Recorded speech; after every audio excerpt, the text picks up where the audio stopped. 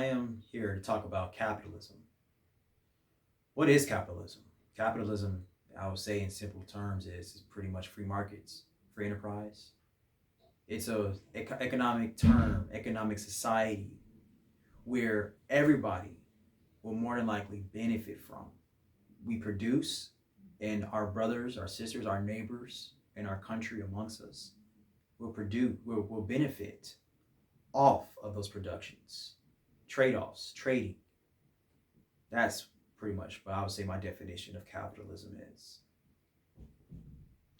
Ever wondered why, when you have scenes of poverty and squalor in many third world countries, either in person or in society, ever wonder why we in America have inspired such a fate?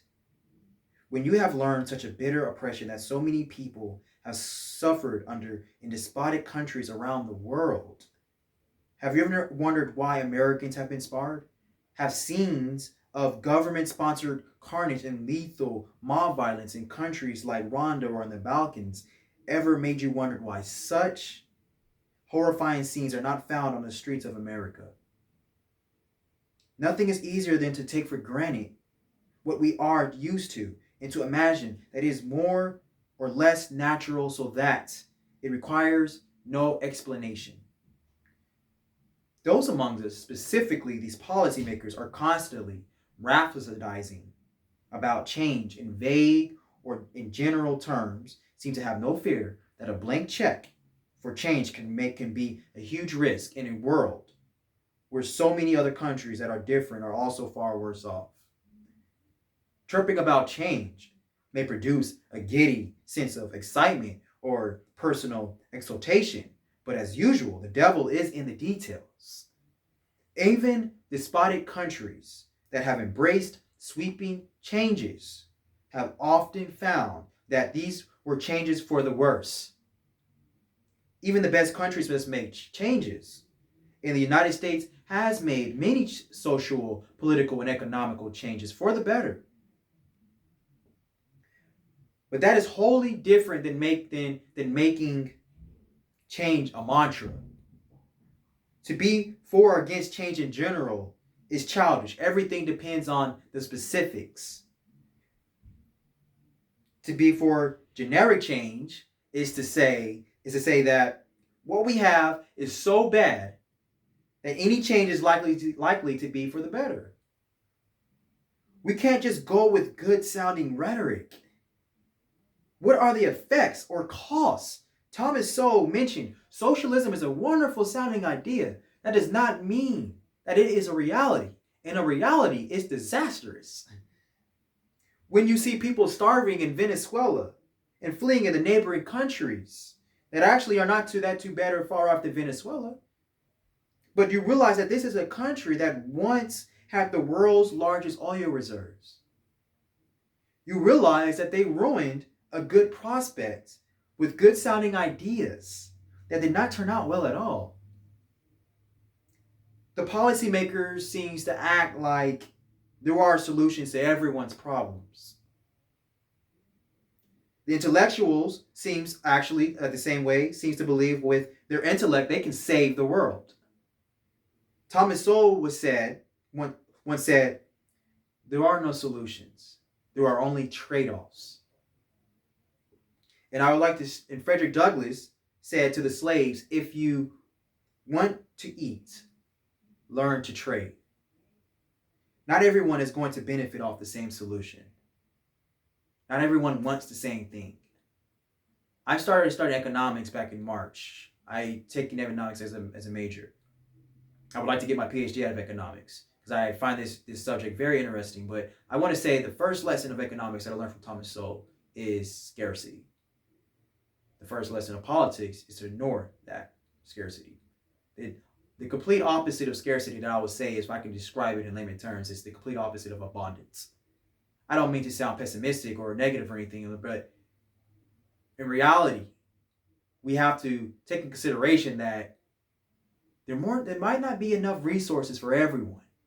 And everyone wants to get rich. But really how we get rich is by producing. There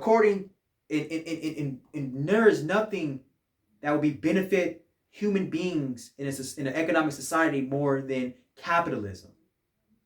An American writer once said, Ayn Rand, she said, she's not an American writer, excuse me. I forget what her ethnicity is, but she was a really great writer, and she talked a lot about capitalism. Her name was Ayn Rand, and she said there are two kinds of capitalism. What we have to distinguish between are the capitalist industrialists who operate on the free market and the kind of capitalists who operate with government help. So according to her, the other capitalists are the group of people who gets assistance from the government, which the government is not supposed to be doing at all.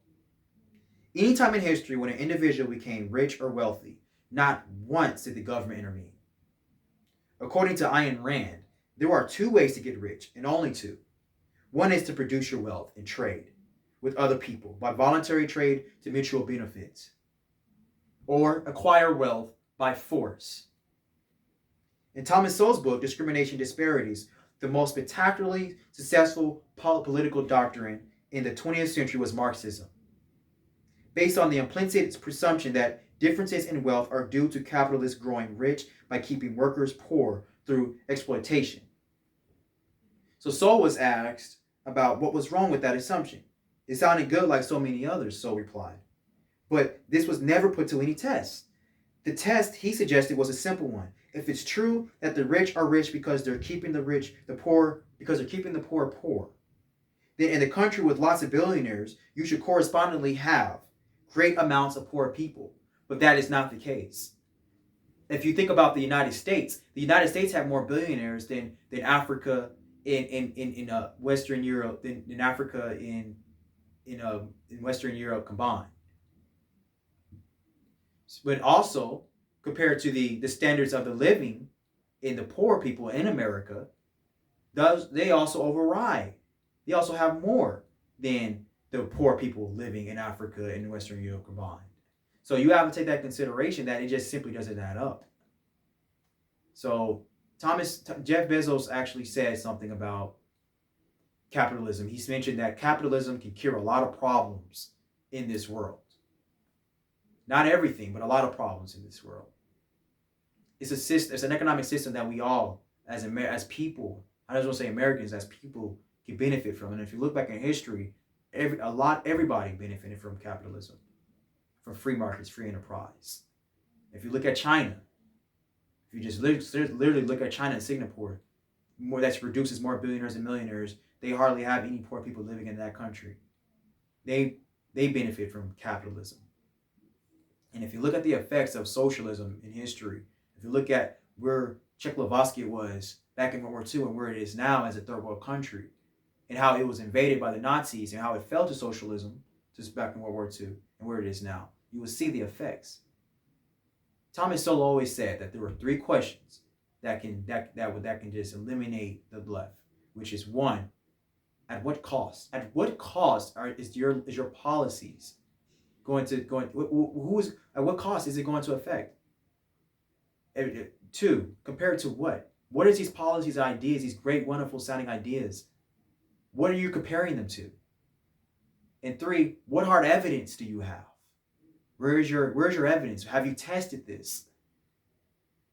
And I wanted to go back on do emphasis more on what costs. These policymakers, they pass these policies as if there is no cost. At least it's not going to cost anybody anything. And that's just simply not true. That goes back to what I'm saying about scarcity. And Thomas Sowell said that those three questions, the policymakers, the government cannot, most of the time they can never answer them. Thank you.